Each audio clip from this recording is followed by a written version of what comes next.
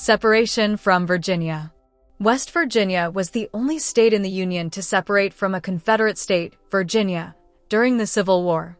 In Richmond on April 17, 1861, the Virginia Secession Convention of 1861 voted to secede from the Union, but of the 49 delegates from the northwestern corner, which ultimately became West Virginia, only 17 voted in favor of the Ordinance of Secession, while 30 voted against, with 2 abstentions.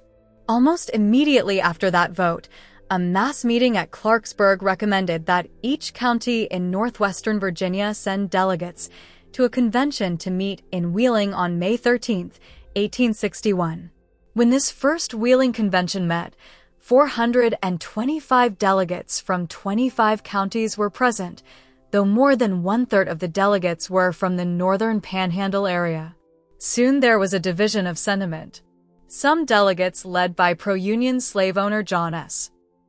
Carlisle, favored the immediate formation of a new state, while others, led by Whiteman Wiley, argued that, as Virginia's secession had not yet been passed by the required referendum, as happened on May 23, such action would constitute revolution against the United States. The convention decided that if Virginians adopted the secession ordinance, of which there was little doubt, another convention, including the members-elect of the legislature, would meet in Wheeling in June 1861. On May 23, 1861, secession was ratified by a large majority in Virginia as a whole. But in the western counties, 34,677 voted against and 19,121 voted for the ordinance. The Second Wheeling Convention met as agreed on June 11 and declared that, since the secession convention had been called without popular consent, all its acts were void and all who adhered to it had vacated their offices. The Wheeling conventions and the delegates themselves were never actually elected by public ballot to act on behalf of Western Virginia. Of its 103 members, 33 had been elected to the Virginia General Assembly on May 23. This included some holdover state senators whose 4-year terms had begun in 1859 and some who vacated their offices to convene in Wheeling. Other members were chosen even more irregularly, some in mass meetings, others by county committee, and still others were seemingly self-appointed. An act for the reorganization of the government was passed on June 19. The next day, convention delegates chose Francis H. Pierpont as governor of Virginia and elected other officers to a rival state government and 2 U.S. senators, Wiley and Carlisle, to replace secessionists before adjourning. The federal government promptly recognized the new government and seated the 2 new senators. Thus, there were 2 state governments in Virginia, one pledging allegiance to the United States and one to the Confederacy. The Second Wheeling Convention had recessed until August 6, then reassembled on August 20 and called for a popular vote on the formation of a new state and for a convention to frame a constitution if the vote were favorable. In the October 24, 1861 election, 18,408 votes were cast for the new state and 781 against. The election results were questioned since the Union Army then occupied the area and Union troops were stationed at many of the polls to prevent Confederate sympathizers from voting. This was also election day for local offices, and elections were also held in camps of Confederate soldiers who elected rival state officials, such as Robert E. Cowan. Most pro-statehood votes came from 16 counties around the northern Panhandle. Over 50,000 votes had been cast on the Ordinance of Secession, yet the vote on statehood garnered little more than 19,000. In Ohio County, home to Wheeling, only about a fourth of the registered voters cast votes. In most of what would become West Virginia, there was no vote at all, as 2/3 of the territory of West Virginia had voted for secession, and county officers remained loyal to Richmond. Votes recorded from pro-secession counties were mostly cast elsewhere by Unionist refugees from these counties. Despite that controversy, delegates, including many Methodist ministers, met to write a constitution for the new state beginning on November 26, 1861. During that constitutional convention, A Mr. Lamb of Ohio County and a Mr. Carskadden claimed that in Hampshire County, out of 195 votes, only 39 were cast by citizens of the state. The rest were cast illegally by Union soldiers.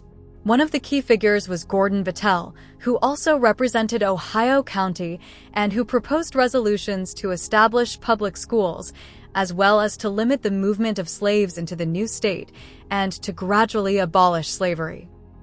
The education proposal succeeded, but the convention tabled the slavery proposals before finishing its work on February 18, 1862.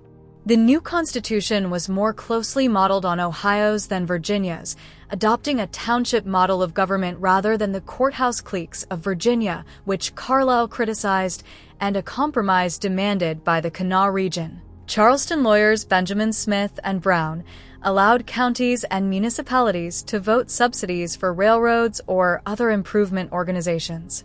The resulting instrument was ratified, 18,162 for and 514 against, on April 11, 1862.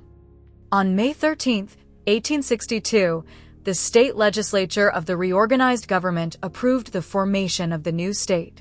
An application for admission to the Union was made to Congress, introduced by Senator Whiteman Wiley of the restored government of Virginia. Carlisle sought to sabotage the bill, first trying to expand the new state's boundaries to include the Shenandoah Valley, and then to defeat the Wiley Amendment at home. On December 31, 1862, President Abraham Lincoln approved an enabling act admitting West Virginia on the condition that a provision for the gradual abolition of slavery be inserted in its constitution, as Battelle had urged in the Wheeling Intelligencer and also written to Lincoln. While many felt West Virginia's admission as a state was both illegal and unconstitutional, Lincoln issued his opinion on the admission of West Virginia, finding that the body which consents to the admission of West Virginia is the legislature of Virginia, and that its admission was therefore both constitutional and expedient. The convention was reconvened on February 12, 1863, and the abolition demand of the Federal Enabling Act was met. The revised Constitution was adopted on March 26, 1863, and on April 20, 1863, Lincoln issued a proclamation admitting the state 60 days later on June 20, 1863. Meanwhile, officers for the new state were chosen, while Pierpont moved his pro-Union Virginia capital to Union-occupied Alexandria, where he asserted and exercised jurisdiction over all the remaining Virginia counties within the federal lines. The question of the constitutionality of the formation of the new state was later brought before the Supreme Court of the United States in Virginia versus West Virginia. Berkeley and Jefferson counties, lying on the Potomac east of the mountains, voted in favor of annexation to West Virginia in 1863 with the consent of Virginia's reorganized government. Many voters of the strongly pro-secessionist counties were absent in the Confederate Army when the vote was taken and refused to acknowledge the transfer when they returned. The Virginia General Assembly repealed the Act of Secession and in 1866 brought suit against West Virginia, asking the court to declare the counties part of Virginia, which would have made West Virginia's admission as a state unconstitutional. Meanwhile, on March 10, 1866, Congress passed a joint resolution recognizing the transfer. The Supreme Court decided in West Virginia's favor in 1870. Claims by Maryland. The original charters for Maryland and Virginia were silent as to which branch of the Upper Potomac was the boundary. This was settled by the 1785 Mount Vernon Conference. Nevertheless, when West Virginia seceded from Virginia, Maryland claimed West Virginia land north of the South Branch, all of Mineral and Grant counties and parts of Hampshire, Hardy, Tucker, and Pendleton counties. The Supreme Court rejected these claims in two separate decisions in 1910. In the Civil War. During the Civil War, Union General George B. McClellan's forces gained possession of the greater part of the territory in the summer of 1861, culminating at the Battle of Rich Mountain, and Union control was never again seriously threatened. In 1863, General John D. Imboden, with 5,000 Confederates, raided a considerable portion of the state and burned Pierpont's library, although Wiley escaped their grasp. Bands of guerrillas burned and plundered in some sections and were not entirely suppressed until the war ended. The eastern panhandle counties were more affected by the war, with military control of the area repeatedly changing hands. The area that became West Virginia actually furnished about an equal number of soldiers to the Union and Confederate armies, about 22,000 to 25,000 each. In 1865, the Wheeling government found it necessary to strip voting rights from returning Confederates in order to retain control. James Ferguson, who proposed the law, said if it was not enacted he would lose the election by 500 votes. Confederates' property might also be confiscated, and in 1866, a constitutional amendment disfranchising all who had given aid and comfort to the Confederacy was adopted. The addition of the 14th and 15th Amendments to the U.S. Constitution caused a reaction. The Democratic Party secured control in 1870, and in 1871 the constitutional amendment of 1866 was abrogated. Republicans had taken the first steps toward this change in 1870. On August 22, 1872, an entirely new constitution was adopted.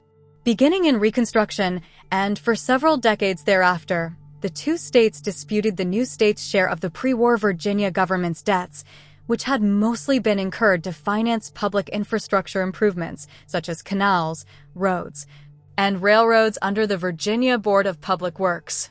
Virginians, led by former Confederate General William Mahone, formed a political coalition based upon this, the Readjuster Party.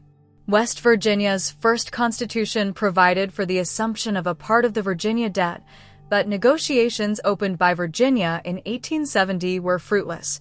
And in 1871, Virginia funded two-thirds of the debt and arbitrarily assigned the remainder to West Virginia. The issue was finally settled in 1915 when the Supreme Court of the United States ruled that West Virginia owed Virginia $12,393,929.50. The final installment of the sum was paid in 1939. Thanks for watching. Please comment and subscribe if you enjoyed.